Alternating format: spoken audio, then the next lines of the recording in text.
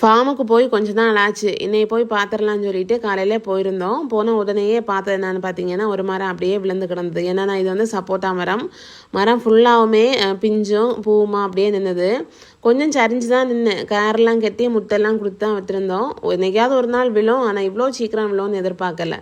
அதுக்காக தான் பக்கத்துலேயே இடையில தான் வேறையும் ஒன்று வச்சுருக்கோம். நல்லா வருத்தமாக இருக்குது, காயும் பழமுமா நின்றுதா.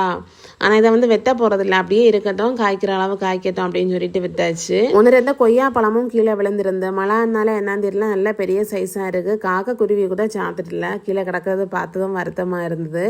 1-2 மல்பரி நின்று. முக்கியமாக இன்றைக்கி ஃபார்முக்கு போக காரணம் என்னென்னா வந்து தென்னை மரத்துல எல்லாம் அடிக்கடி வந்திருக்கா என்னென்னு பார்க்கணும். அட்லீஸ்ட் வாரத்தில் ஒரு நாளாவது பார்க்கணும். இப்போ வேறு நல்ல மழையும் இருக்கா, அந்த மழை டைம்ல எல்லாம் 2-3 அப்படியே திறந்து ஏறிடும். இன்றைக்கும் அப்படி தான், ஒரு தென்னம்பிள்ளையிலேயே 2 வந்திருக்கு. இந்த மாதிரி தான் ஒரு சில தென்னம்பிள்ளையிலெல்லாம் வந்திருந்து எல்லாத்தையும் எடுத்தாச்சு. எடுத்த உடனே கொலை பண்ணிடணும், இல்லைன்னா இன்னொரு தென்னம்பிள்ளையில போய் திரும்ப திறந்து ஏறிடும். ஆமணக்கு செடிகள் எல்லாம் வச்சா வண்டு வராதுன்னு சொல்லுவாங்க. இதுக்காகவே ஆமணக்கு செடிகளும் வச்சிருக்கோம். ஆனால் வண்டுக்கு எந்த குறவும் இல்லை. இன்னைக்கு சப்போட்டா மரம் விழுந்த மாதிரி போன வருஷம் பெஞ்ச மழையில சரிஞ்சு விழுந்த கொய்யா மரம் தான் இது. சைட்ல கொஞ்சம் இடையூறா இருந்த கொம்புகளை மட்டும் வெட்டி எடுத்துட்டோம். மற்றபடி மரம் அப்படியே கிடக்கு. நான் பதத்தாலும் கண்டிப்பா காய்ப்பேன்னு சொல்லிட்டு அப்பப்ப காய்களுமே காய்ச்சிட்டு இருக்கு. கொய்யா பழங்களும் மற்ற பழங்கள் எல்லாம் பறிச்சாச்சு. பறிச்சு முடிச்சுட்டு வீட்டுக்கு கிளம்பலான்னு இருந்ததும் மழையும் ஆரம்பிச்சுட்டு.